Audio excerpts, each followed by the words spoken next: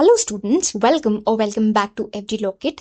आज के हिंदू लॉ 2 के सीरीज में हम सुजाता शर्मा वर्सेस मनु गुप्ता का केस डिस्कस करेंगे, जिसमें ये इशू था कि क्या एक फीमेल को पार्टनर जो eldest member of the family है, क्या वो कर्ता हो सकती है या नहीं हो सकती। क्योंकि अभी तक हमने क्या पढ़ा है कि कर्ता सीनियर मोस्ट मेल को पार्टनर होता है, तो क्या फीमेल को पार्टनर कर्ता हो सकती है, इस केस के थ्रू हम समझेंगे। केस शुरू करने से पहले आप ये भी ध्यान रखिएगा कि ये जो केस है ये आफ्टर 2005 अमेंडमेंट एक्ट आया है, जिसने एचएसए में एक अमेंडमेंट करा था सेक्शन 6 में। और सेक्शन 6 के अमेंडमेंट के बाद ये बोला गया था कि फीमेल्स जो हैं, जो डॉटर है, वो भी एक को पार्टनर होती है अपने फादर की फैमिली में। ठीक है, तो इस केस में क्या होता है, फैक्ट्स बहुत ज़्यादा कुछ डिटेल में केस में भी नहीं दिए गए हैं। बस इतना है कि जो प्लेंटिफ है हमारी सुजाता, ये अपनी फैमिली की एल्डेस्ट डॉटर थी। ठीक है, 2005 के बाद ये भी कोपार्टनर बन गई और ये क्लेम करती हैं कि क्योंकि कर्ता बनने के लिए कोपार्टनरशिप जरूरी है, तो अब क्योंकि मैं कोपार्टनर बन चुकी हूं तो मैं एल्डेस्ट होने के नाते कर्ता भी हूं।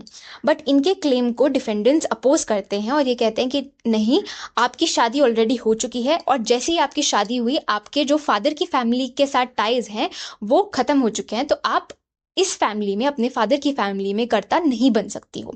तो इशू यही आता है कि क्या एक एल्डेस्ट डॉटर, ठीक है, जो कोपार्टनर 2005 के बाद बन चुकी है, ठीक है, और उसकी शादी हो गई है, तो क्या वो कर्ता बन सकती है अपने फादर की फैमिली में या नहीं बन सकती है। कोर्ट इस केस में ये ऑब्जर्व करते हैं कि कर्ता बनने के लिए 3 क्वालिफिकेशंस की रिक्वायरमेंट है। सबसे पहला, आपने उस जॉइंट फैमिली में बर्थ लिया हो, मतलब आपका जिस फैमिली में आप कर्ता बनना चाहते हो उसी फैमिली में आपने जन्म लिया है। दूसरा, आप सीनियोरिटी में सबसे ऊपर हो, आप सीनियर मोस्ट हो। तीसरा, आप को पार्टनर हो। ठीक है, तो ये 3 क्वालिफिकेशंस होती हैं। ये हमने कर्ता वाली जो हमारा वीडियो है कर्ता वाला, उसमें भी हमने डिस्कस करा है। तो आपके पास कर्ता का कभी भी क्वेश्चन आता है, ये 3 आपको क्वालिफिकेशंस एनी हाउ लिखनी ही है। ठीक है, तो कोर्ट ये बोलते हैं कि अभी तक फीमेल को या डॉटर को इसीलिए कर्ता नहीं माना जा रहा था क्योंकि 2005 से पहले डॉटर को पार्टनर नहीं मानी जाती थी।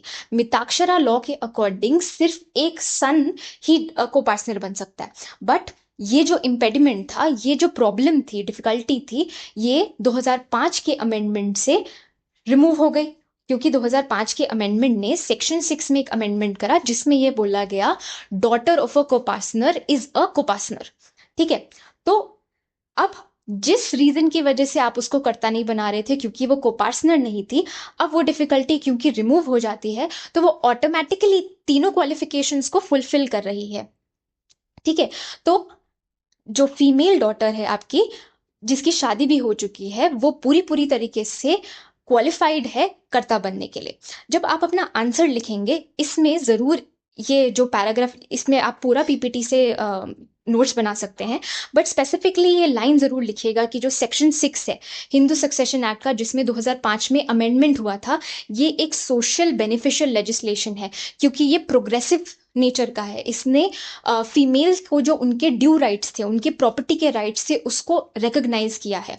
और इस केस में आप ये भी मेंशन करिएगा कि कोर्ट ने एक पर्पसिव इंटरप्रिटेशन किया है। ये पर्पसिव इंटरप्रिटेशन की टर्म को जरूर मेंशन करिएगा, तो इससे एग्जामिनर को लगेगा कि आपने काफी डेप्थ में पढ़ाई करी है। आगे जाकर कोर्ट ये भी ऑब्जर्व करते हैं कि अगर कोई मेल मेंबर है हिंदू अनडिवाइडेड फैमिली का, और अगर वो सीनियर मोस्ट है, ठीक है, वो तो ऑटोमेटिकली कर्ता बन जाता है, उसके क्लेम को कोई कंटेस्ट नहीं करता है। बट फीमेल के साथ ये नाइंसाफी क्यों हो रही है। ठीक है, अगर मेल की शादी हो जाती है तो वो डिस्क्रिमिनेट नहीं होता है, बट अगर फीमेल की शादी होती है तो वो डिस्क्रिमिनेट क्यों हो रही है। और कोर्ट ये बहुत इंपॉर्टेंट पॉइंट बोलते हैं, ये अपने आंसर्स में जरूर मेंशन करिएगा, कि सेक्शन 6 जो अमेंड हुआ है 2005 के बाद, ये कोई डिफरेंस नहीं क्रिएट करता है मैरिड और अनमैरिड डॉटर में। वो सिर्फ इतना बोलता है कि daughter of a copartner is a copartner. कहीं पर भी वो ये मेंशन नहीं करता है कि वो अनमैरिड होगी या मैरिड होगी। तो अगर सेक्शन ने ही ये डिस्क्रिमिनेशन नहीं करा है, तो सोसाइटी और कोर्ट उसको ऐसे इंटरप्रेट नहीं कर सकता।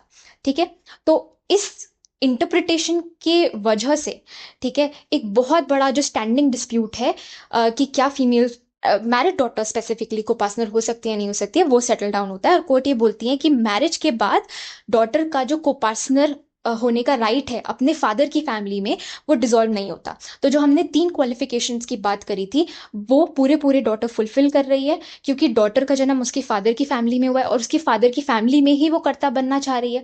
दूसरा, अगर डॉटर सीनियर मोस्ट है तो वो क्वालिफिकेशन भी फुलफिल हो रही है। और तीसरी क्वालिफिकेशन को पार्टनरशिप की है, वो भी 2005 के अमेंडमेंट के बाद उसको वो को पार्टनर के राइट मिल चुके हैं। तो जब ये तीनों क्वालिफिकेशंस फुलफिल हो रही है, एक मैरिड एल्डेस्ट डॉटर कर्ता हो सकती है। आई होप आपको ये केस अच्छे से समझ आया होगा। Thank you so much for joining in.